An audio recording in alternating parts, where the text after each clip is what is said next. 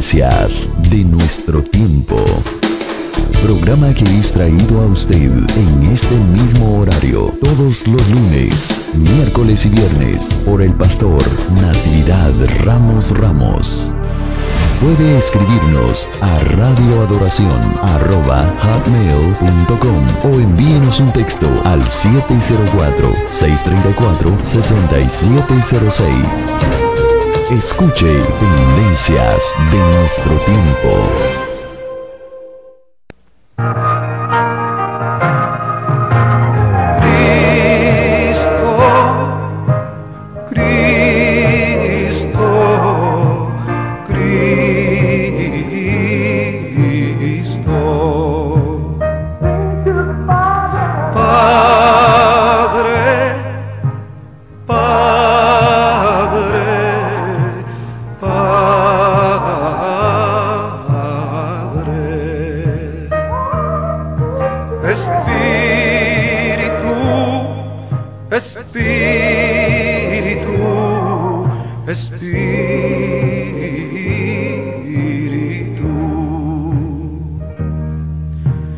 Deja tu agua viva entre mi alma correr. Deja tu Espíritu Santo que tome control de cada situación que cause confusión.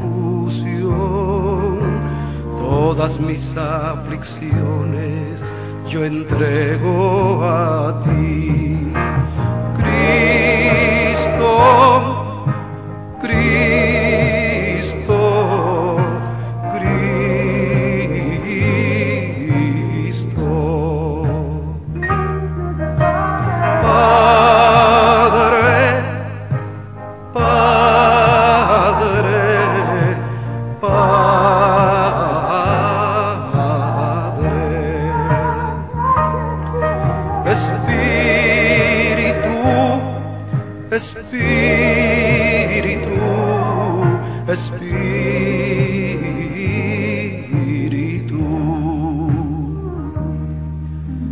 Ven Espíritu Santo y toma control. Tómame en tus brazos, borra mi temor. Atráeme hacia ti y toda duda se irá. Quítame el orgullo y lléname de amor.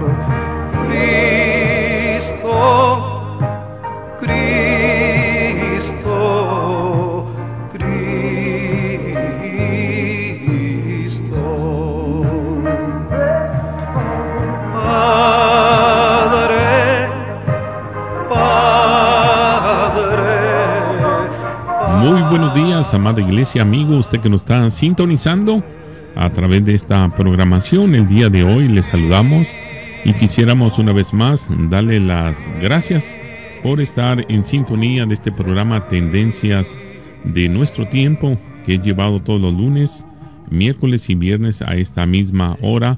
Agradecemos su participación, en el cual nos hace sentir contentos porque estamos compartiendo con usted la bendita palabra del Señor, y en este día no va a ser la excepción. Queremos agradecer a usted que está del otro lado, ahí en su trabajo, quizás en casa, quizás en su automóvil, escuchando esta programación que nos bendice a cada uno de nosotros. Queremos saludar a Radio Estéreo Vida en la ciudad de Chinandega, ahí a cada uno de nuestros hermanos, los pastores, a cada uno de usted que va sintonizando este programa a esta misma hora todos los lunes, miércoles y viernes. También agradecemos a nuestro hermano Gamaliel en Nueva York en Radio Oasis Espiritual. También saludamos a nuestra gente muy apreciada en la ciudad de Winston-Salem, aquí en Carolina del Norte, en Radio Oración 1500.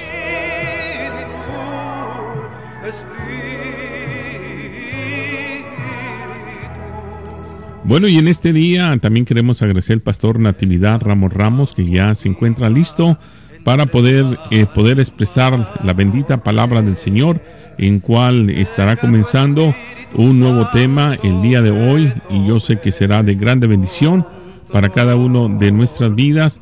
Y queremos repetirle a usted también nuestra dirección en el TuneIn Radio. Si usted desea también sintonizarnos, a veces no puede usted meter el radio, no puede meter el radio de su automóvil, pero sí puede llevar su teléfono, ahí nos puede sintonizar como en Radio Oración, en la parte de TuneIn Radio, y también Radio Oasis Espiritual, también tiene TuneIn Radio, y también Estéreo Vida, también tiene en TuneIn. Así es que estamos bombardeando, como quien dice, la manera de poder llegar hasta su casa, a su trabajo, en cualquier lugar. Así es que bueno, el pastor Natividad Ramos, ya desde la ciudad de Monterrey, está ya listo con nosotros. Pastor, muy buenos días y gracias una vez más por estar con nosotros. Adelante, le escuchamos.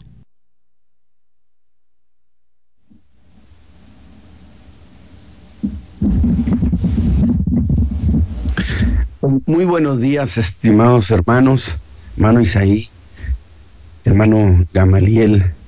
Gracias por este tiempo, esta oportunidad de participar con ustedes. Empezamos, una nueva semana y empezamos una nueva carta, que en este caso es la primera carta a los Corintios. Desde luego van a ser las dos cartas, la primera y la segunda. Y yo espero que estas enseñanzas que vamos a extraer de la vida de esta iglesia y de las cosas que el apóstol Pablo trató con ellos se conviertan en un tesoro, se incremente el conocimiento de nuestro Señor Jesucristo, el conocimiento del Dios y Padre de nuestro Señor Jesucristo, y que estas cosas construyan nuestra vida de fe, nos arraiguen, que es necesario, por supuesto, la enseñanza de la palabra, extraer el contenido, porque siempre he dicho, la escritura debe entenderse como un cuerpo de ideas, no como un montón de textos y de tinta y papel. Tiene un cuerpo de ideas y nosotros tenemos que entenderlos de esa manera para encontrarle el verdadero o el más profundo sentido de las razones por las cuales estas cosas fueron escritas, que tenía el escritor sagrado en su corazón. Muy bien, pues entonces vamos a aprovechar el tiempo y vamos a entrar a esta primera carta que el apóstol Pablo escribe a la iglesia, y textualmente dice iglesia de Dios que estaba en Corinto. Así que voy a leer en este caso los primeros 3 versículos y lo voy a utilizar con el propósito de hacer una introducción, desde luego, y dar pormenores acerca de cómo nació esta iglesia, para que vayamos formándonos una idea de cómo eran las cosas allí en la vida congregacional.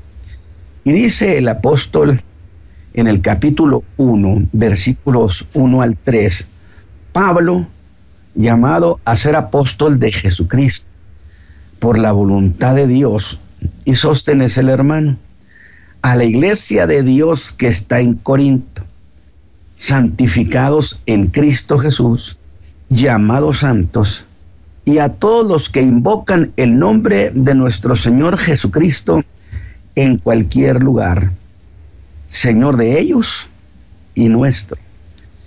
Gracia y paz de Dios, nuestro Padre, y del Señor Jesucristo. Gracia y paz.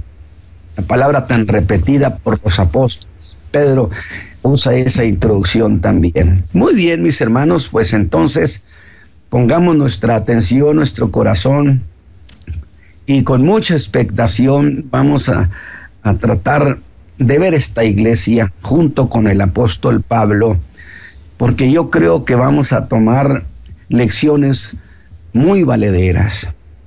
Así que bueno, entramos a estas cartas que el apóstol Pablo escribió a la que llamó ese bien la llamó Iglesia de Dios que estaba en Corinto. Hasta la dirección nos dio. Y por las cosas que trata con ellos, esta iglesia, hermanos, era una verdadera contradicción. ¿Por qué, diría usted, por qué llena de contradicciones? Pues porque era una iglesia llena de manifestaciones espirituales, dones, pero al mismo tiempo, ¿cómo se puede ser la iglesia más problemática de ese tiempo, cuando menos en lo que tenemos escrito? Insisto, una iglesia contradicción por sí misma, llena de manifestaciones y llena de problemas. La iglesia más problemática, que entonces podemos pensar que el que haya manifestaciones, y manifestaciones en términos de dones, en revelación, de entendimiento, no es garantía de una iglesia con buena conducta, en términos congregacionales. Así que eso anticipa una lección, que el hecho que en una iglesia haya manifestaciones espirituales no será jamás garantía de buena conducta. Pero dejemos por lo pronto, mis hermanos, esas apreciaciones para ir a sus antecedentes. Por lo que este mensaje será para establecer el contexto en que nació esa iglesia tan famosa por sus conflictos. Así que diré que en los días de Pablo, esta ciudad era capital de la llamada provincia de Acaya, muy cerca de Atenas, por cierto, geográficamente. Y en la historia de su fe, la voy a citar porque tiene mucho que ver Atenas con lo que habría de suceder en Corinto. Veamos. Es que en Atenas, el apóstol Pablo recién había predicado en el Areópago y se dieron incidentes muy decisivos en la vida ministerial del apóstol. Hay cosas que cambian la vida de un ministerio.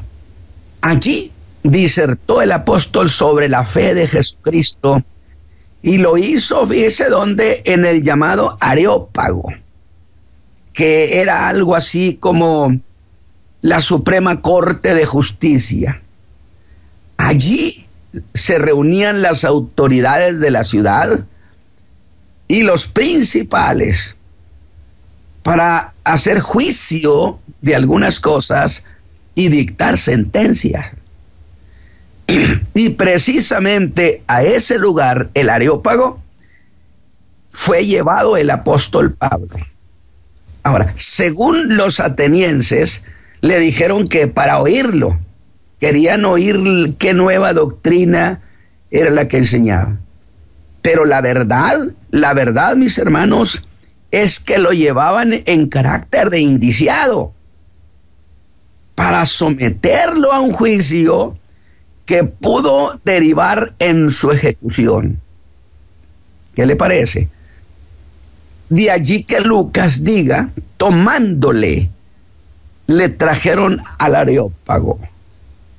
Y ese tomándole no es nada amigable, porque en griego significa echaron mano. Y eso no es amistoso. Para que usted tenga la idea de que Pablo no llegó allí, no, lo llevaron. Y lo llevaron en cierta manera como un hombre al que podían hacerle juzgarlo. Es que se corrió la versión que parecía ser un predicador de nuevos dioses. Cosas que según la ley de Atenas, cualquiera que introdujera algún nuevo dios debía ser ejecutado. Y yo digo que tenían razón. ¿Para qué querían tantos dioses si estaban llenos completamente, que debieron decir basta? Vamos a frenar esto, la emigración de dioses. Y cuando alguno venga y nos predique sobre algo que sea un nuevo dios, entonces la ciudad tiene derecho de ejecutarlo. Así que allí llevaron al apóstol Pablo. Y el apóstol hace una defensa con gran lógica, con sentido de la distancia, estratégica. Y les dijo que no era así. Y mire lo que les dice: es que pasando por uno de vuestros santuarios, vi un altar que decía: al Dios no conocido. Pues a ese Dios que ustedes honran sin conocerle, es a quien yo les predico. Con qué agilidad el apóstol y la ayuda del Espíritu Santo salió de aquella trampa, una trampa judicial. Y ya que ha justificado ante los atenienses lo que predica, los logra, y logra la ocasión.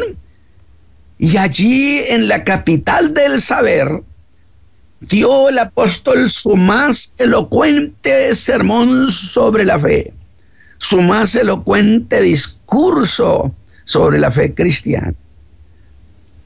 Es posible que el apóstol, no olvide usted que el apóstol Pablo había sido educado en la escuela de Gamaliel, a diferencia de la escuela de Gilel el Viejo, que enseñaba que solo debía un hijo de Israel conocer la ley y nada más.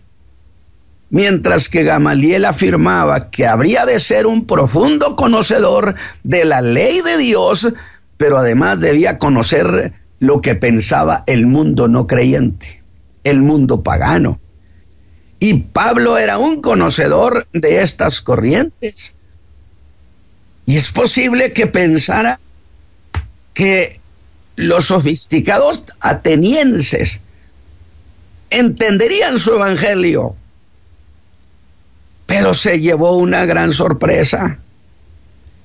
Los resultados fueron de los más mezquinos de todo su ministerio, impuesto a ver multitudes entregarse a Cristo. Y allí donde dio su discurso más inteligente, podríamos decir, no, quizá no sea lo correcto, pero más elaborado, allí precisamente lo que sucedió marcó el alma del apóstol. Se convirtió solo uno, al que distingue Lucas como Dionisio el de Areópago. Predicó, se convirtieron algunos ciertamente, Dionisio el del Areópago,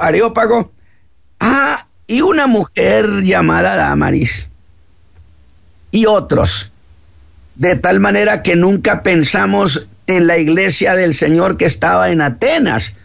Pero cuando Pablo, después escribiendo a los corintios, les habla de que toda la Acaya, las iglesias que están en toda la Acaya, significa que se levantaron muchas iglesias. Y por qué no pensar en que habría quizá una pequeña iglesia en Atenas.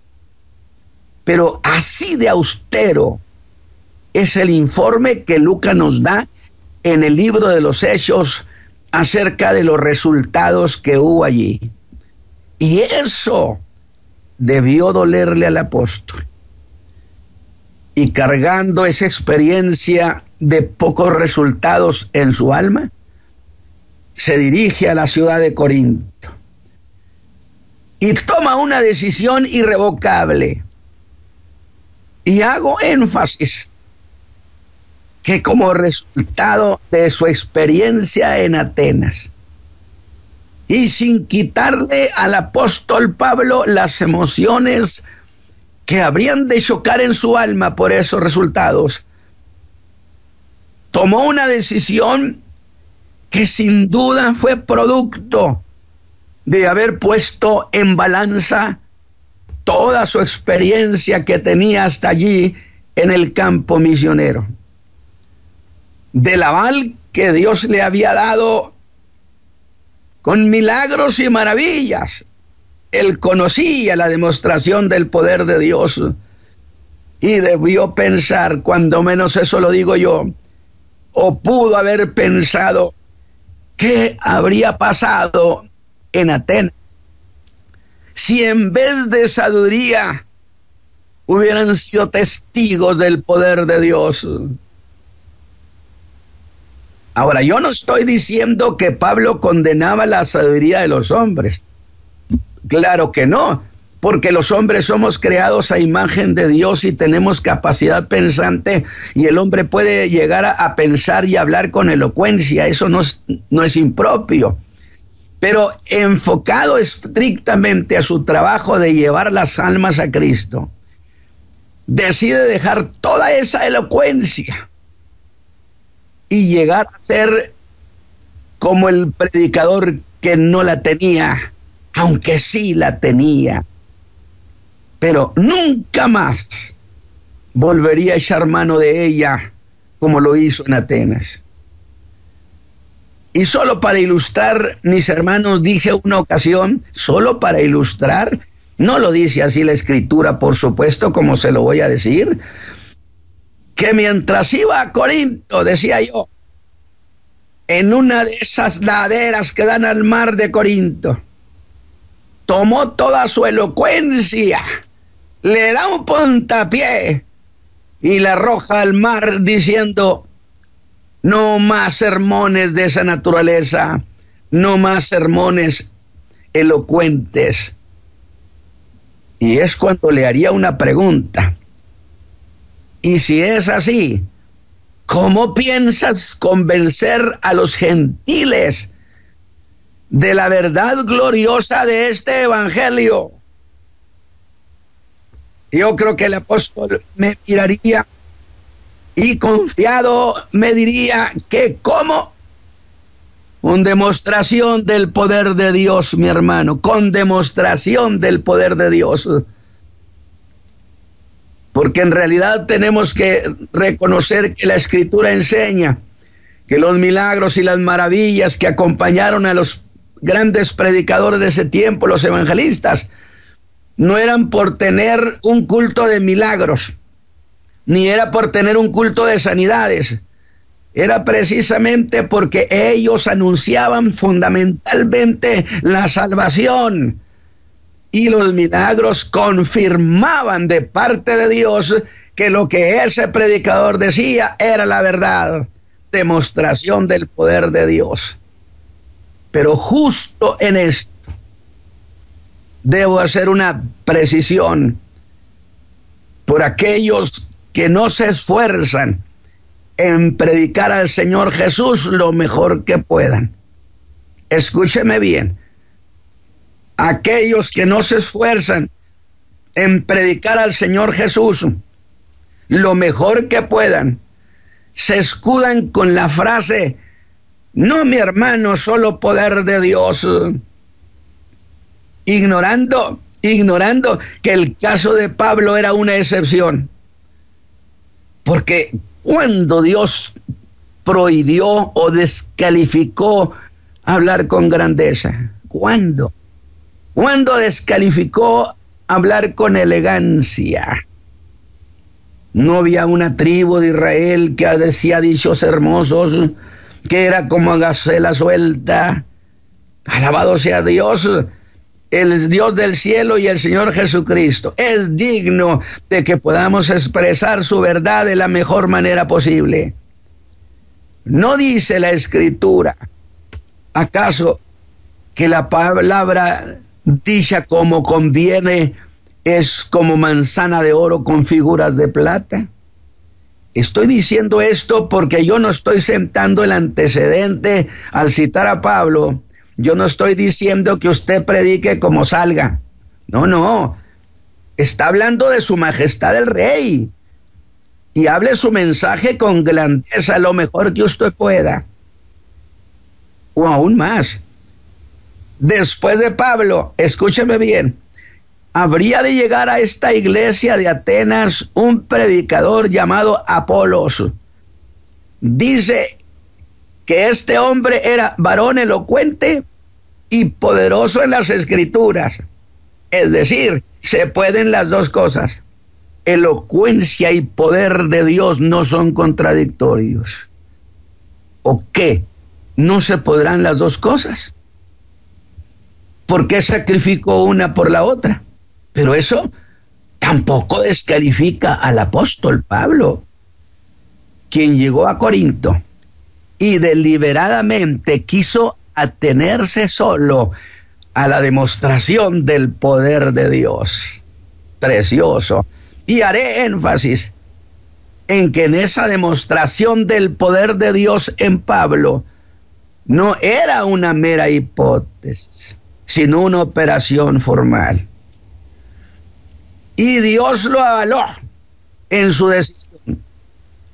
No era un acto caprichoso que el Señor le hizo valer al apóstol, donde demostración del poder de Dios en griego es una palabra que significa acreditar. Él decía las cosas de manera sencilla.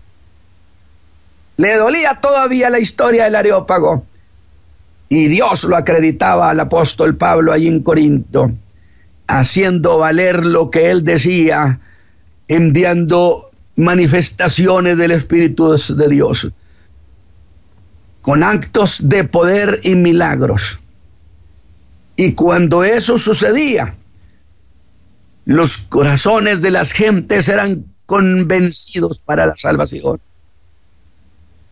No era un predicador como llaman hoy, que tenía un ministerio de milagros. Yo no encuentro en la Biblia eso de ministerio de milagros o que alguien tenga ministerio de sanidad. Encuentro el ministerio del evangelista, que es un predicador de la salvación y que Dios lo apoya haciendo maravillas para acreditar su mensaje. Esa es otra cosa. Y diré que el verdadero evangelista, escúcheme bien, su mensaje fundamental es para que la gente sea salva. Este es el verdadero evangelista, no el que hace un show. Y los milagros confirmaban el mensaje, pero ellos no predicaban milagros, predicaban salvación en Cristo, y las vidas de las gentes eran cambiadas. La clásica declaración que haría Pablo a los corintios: y esto erais algunos, mas ya sois. Y todo eso no sucedía por el arte de la retórica. Era un acuerdo indiscutible entre el Señor y Pablo solamente. Por lo que no es un estilo ministerial y mucho menos una doctrina. Luego les recordaría cómo es que predicó y les dijo: y ni mi palabra ni mi predicación fue con palabras de humana sabiduría, mas con demostración del Espíritu y de poder, para que vuestra fe, la de estos corintios, latosos, no estuviera fundada en sabiduría de hombre, que era como se hacían las cosas en la calle, basado en la sabiduría de los hombres, que estuviera basado en el poder de Dios. Así que esta vez volvamos con Pablo. Él va solo y llega a Corinto. Timoteo y Silas habían sido enviados a Tesalónica. El apóstol recientemente acababa de fundar la iglesia de Tesalónica. Preciosa iglesia. Pero apenas empezaba la iglesia a existir la iglesia allí, cuando se lanza una persecución severa, terrible, y los hermanos con mucha consideración sacaron a Pablo y lo llevaron a Berea para ponerlo fuera del alcance de los perseguidores. Y ellos hicieron frente a la persecución. Estrenaron mucho su salvación en los tribunales.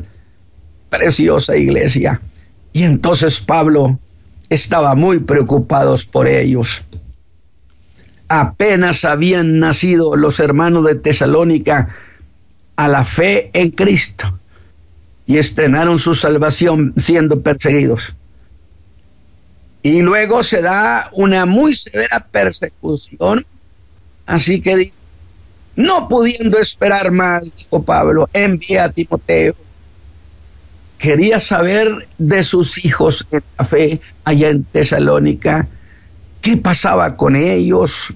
¿Habrían abdicado de esa fe gloriosa? ¿Habrían desertado de la fe? Y estaba preocupado por ellos, lloraba. Y textualmente habría de decir que el diablo lo impidió 2 veces para ir. Lo dice en la carta a los tesalonicenses. No quería el diablo que Pablo fuera a confirmar la fe de los hermanos, a que fuera a enseñarles lo que faltaba de enseñarles. Y él quería saber de sus hijos en Cristo, que a mí me hace pensar qué gran pastor era este.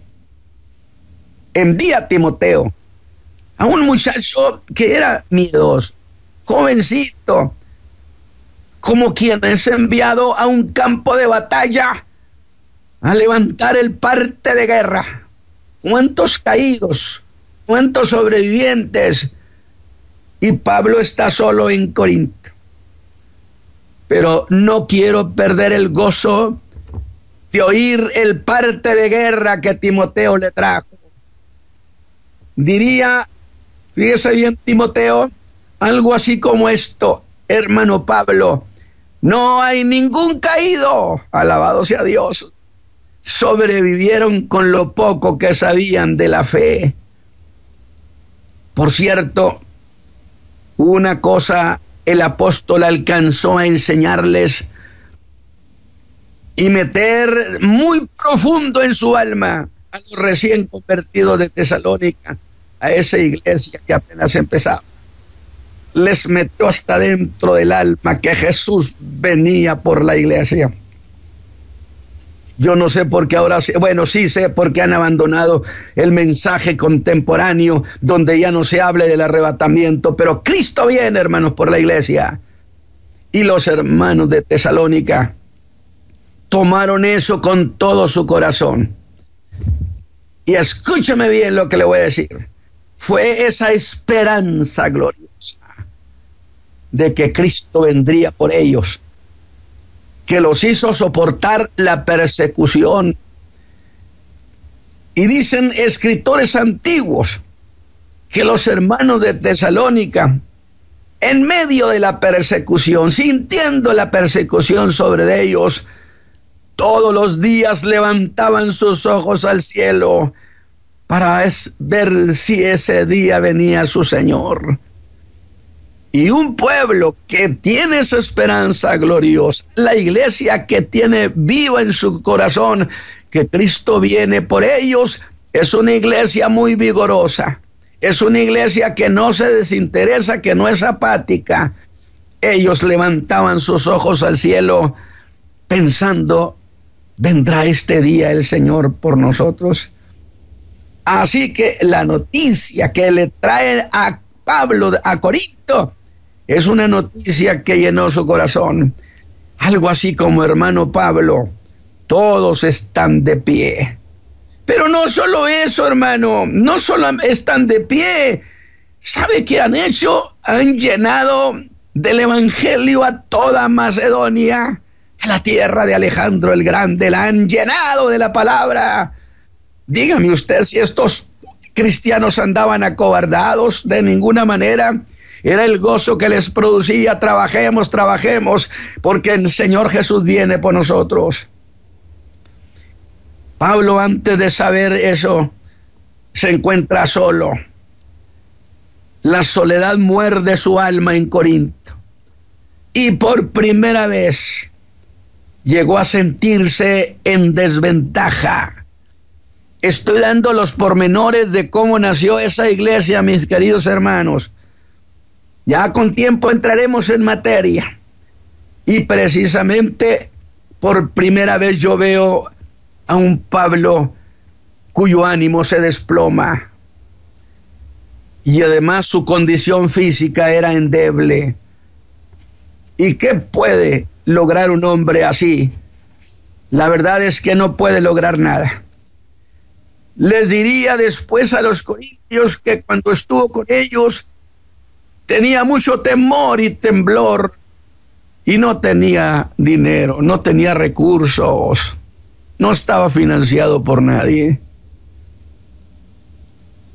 Y agregue esto, que no se podía llegar de peor manera, pero está en Corinto. ¿Y qué hizo? ¿Y qué hizo el apóstol Pablo estando en Corinto? Hermanos, para empezar, no hizo nada. Mientras estaba esperando las noticias de Tesalónica, él no predicó. Y digo esto porque el Señor le dice, Pablo, habla y no calles. ¿Qué significa? Si le dijo que no calles, porque no estaba predicando. Estaba desplomado en su ánimo. ¿Por qué no? Si es un hombre, pero rarísimo que veamos a un hombre de la talla de este apóstol desplomarse de esa manera. No quería predicar.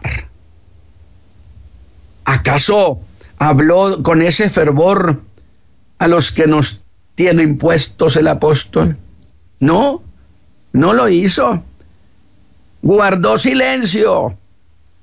Y ese es el Pablo que nosotros no conocíamos.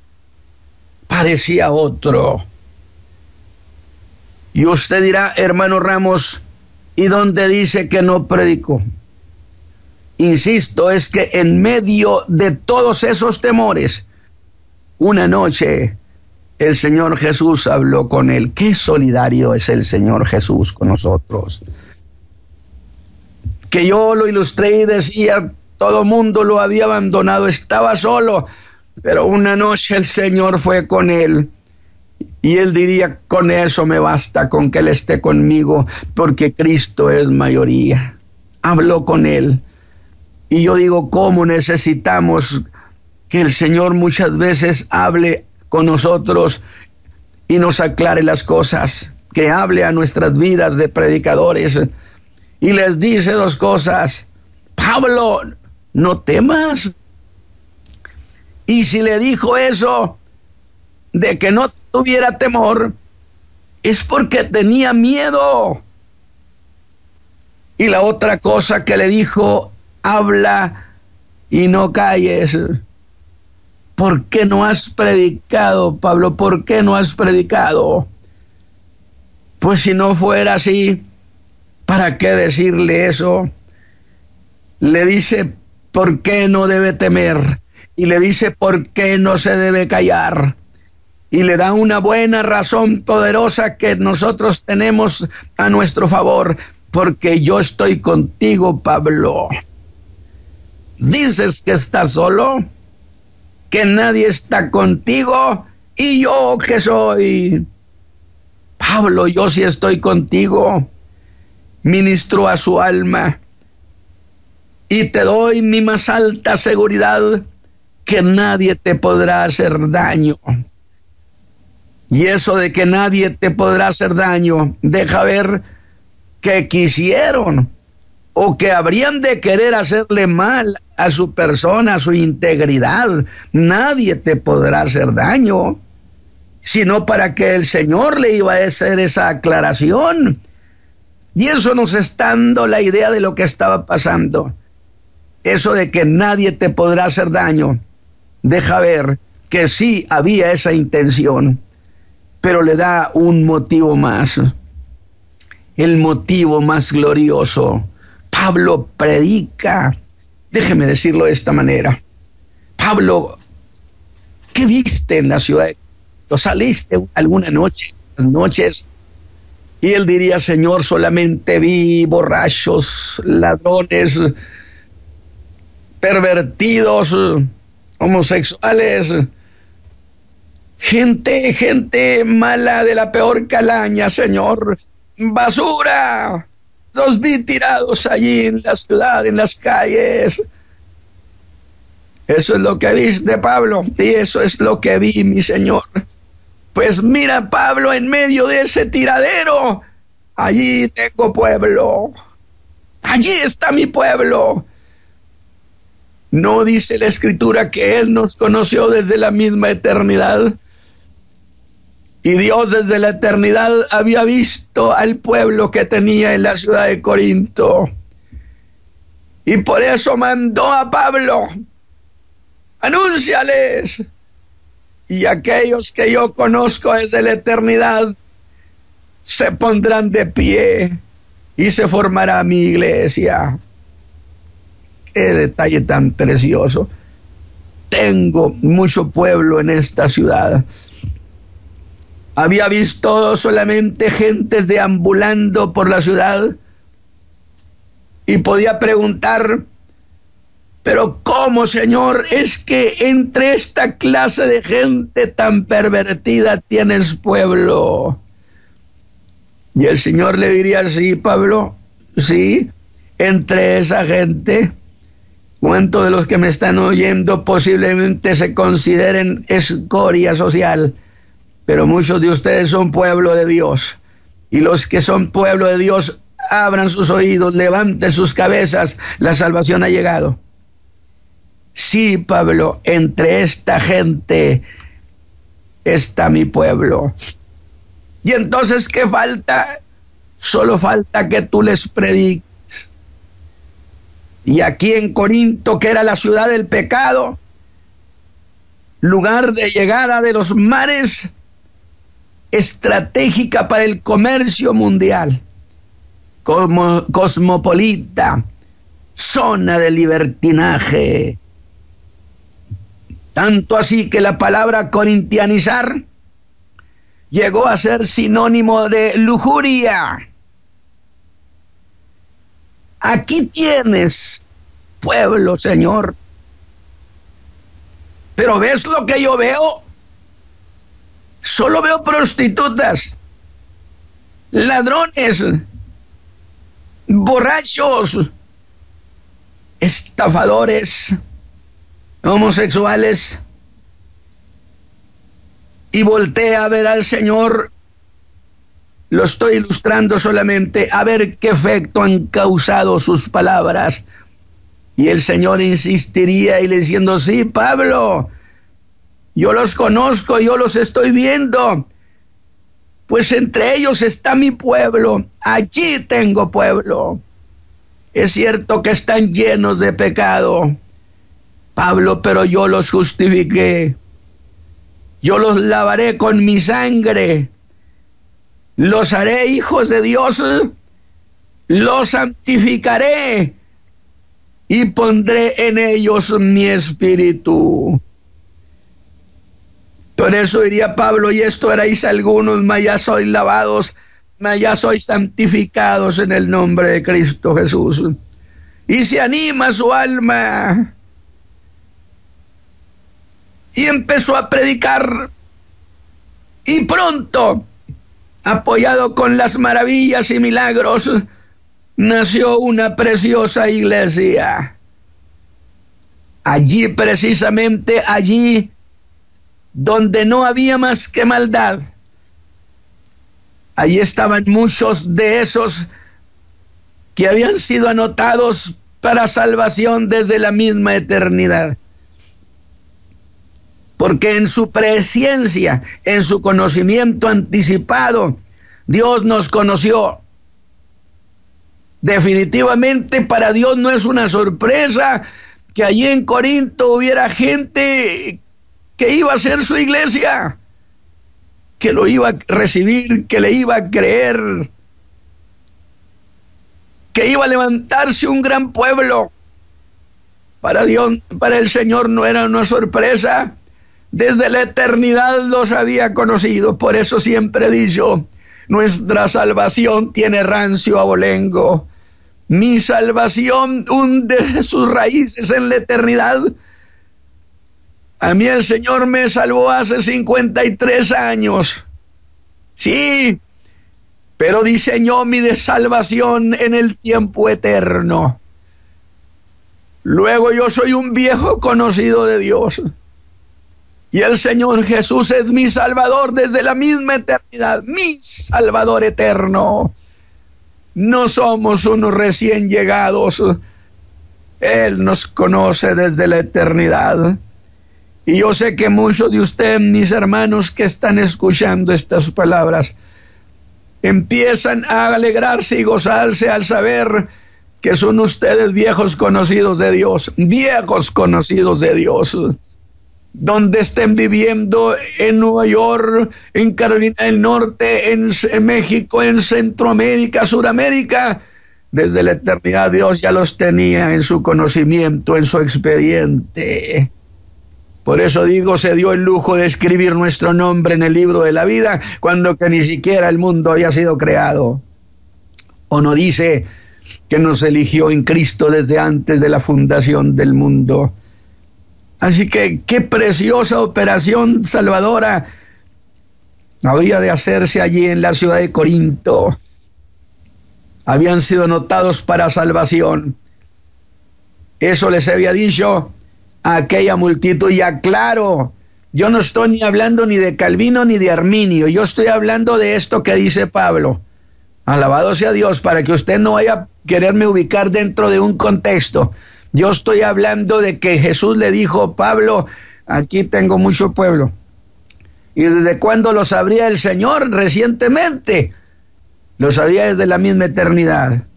Entonces, ¿cómo podemos decir que el Señor no conoce a su pueblo? Yo estoy lleno de gozo que mi salvación me la entregaron hace 53 años, pero le pusieron mi nombre desde allá de los tiempos eternos. Desde la misma eternidad, cuando no existía nada en el universo, debió oírse mi nombre, Natividad Ramos para salvación, ministro de Jesucristo. Y sucedió tal como Dios lo había dicho. Me diseñaron mi salvación en la eternidad, y cuando llegó el tiempo me la entregaron a mí. Elección con precisión, no se la entregaron mi salvación a otro, tenía mi nombre y me la entregaron a mí esa noche gloriosa del mes de marzo de 1962. De tal manera, eso le había dicho a aquella multitud que no quiso creer en él, a quienes trató de atraerlos después de aquel milagro de los panes y los peces. Y que dije, ¿cómo es posible que no los haya convencido de ir a él? Que yo le preguntaría al Señor, pero de 5,000 gentes, ¿por qué ninguno? Y él contestaría, porque mi Padre no me los trajo. Porque todo aquel que mi Padre me ha dado va a venir a mí. Vendrán aunque estén en la peor condición que se encuentren, los hombres habrán de venir a Cristo, porque Dios nos ha regalado con su Hijo amado Jesús. Y allí en Corinto había muchos de esos que el Padre le había regalado a su Hijo, y que fue una de las iglesias más llenas de dones, operaciones del Espíritu Santo. Y esto me admira, me maravilla. Digo, santo Dios, pues ¿qué más puede necesitar una iglesia para llegar a ser una iglesia excelente? Porque esta no lo fue. Sin embargo, me maravilla que el apóstol Pablo los llame santos. ¿O no dice? Después les habría de decir, no les puedo hablar como espirituales, sino como a carnales. Y yo le digo, pero todavía los sigue llamando santo, y él diría, ratifico, la iglesia de Dios que está en Corinto, santos, santificados en Cristo Jesús. Yo no estoy cambiando ninguna versión. De tal manera, no dejó de llamarlos santos. Y entonces yo preguntaría, ¿acaso eso de insistir en llamarlos santos sería un error de criterio del apóstol? De ninguna manera. porque vamos a entender que el día que Cristo nos salvó, nos separó para su servicio, para su gloria, y santificar no es más que separar. No es una pócima, no es una pomada, no, es el acto de separar. Y cuando el creyente es separado por Dios, pero luego él también se santifica, que significa que él también se separa lo más lejos, se pone lo más lejos posible de aquellas cosas que ofenden al Señor por pecado. De tal manera que entonces no estaba equivocado. Dios los había separado a los corintios para su gloria y su honra. Esta mañana, mis hermanos, he hecho esta introducción que nos da poco a poco un cuerpo de ideas de cómo nace esta iglesia, de cómo es que Pablo la fundó, los pormenores alrededor de la experiencia de Atenas, la visita que el Señor Jesús le hizo para decirle: no te calles, no tengas temor, yo estoy contigo. Pablo, aquí tengo mucho pueblo, entre esa gente que está en la basura, en la peor condición, apestados sociales, allí tengo yo mi pueblo. Pero Señor, yo los voy a limpiar con mi sangre, los voy a santificar, voy a poner en ellos mi espíritu. Esto es una cosa maravillosa que Dios ha hecho con nosotros. Hermano Isaí, ahí dejamos esta primera reflexión sobre la iglesia de los Corintios, que esperamos vaya siendo de un gran contenido y enseñanza. Mis hermanos en Cristo, disfruten esta versión. Nos conoce el Señor desde la eternidad y no somos recién llegados, somos viejos conocidos de Dios. Que el Señor me los bendiga, mis hermanos. Amén.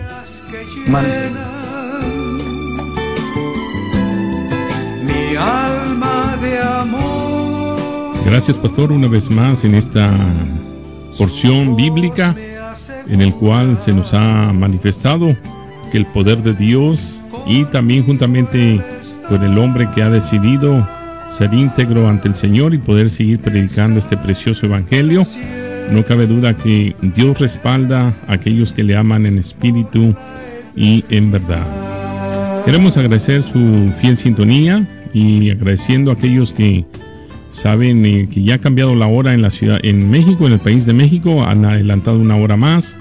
Así es que bueno, de otra manera seguiremos en este mismo horario aquí en Carolina del Norte, también en Chinandega, Nicaragua, como en Nueva York. Agradecemos su fiel sintonía. Si usted desea comunicarse con nosotros, no duden en hacérselo saber a la estación donde se escucha esta programación, en el cual sabemos que Dios bendice a que está oyendo, a su alma, a su espíritu. Así es que bueno, le vamos a dejar la información acerca de cómo puede comunicarse con nosotros. Por mí un pecador, dejaste tu trono por venir aquí, buscando perdidos, me encontraste a mí. Tendencias de nuestro tiempo. Programa que es traído a usted en este mismo horario todos los lunes, miércoles y viernes por el pastor Natividad Ramos. Puede escribirnos a radioadoración@hotmail.com o envíenos un texto al 704-634-6706. Escuche Tendencias de nuestro tiempo. Qué lindo es mi Cristo, cuán grande es su amor. Yo andaba perdido, Él vino y me halló, con sus tiernas manos Él me acariciou.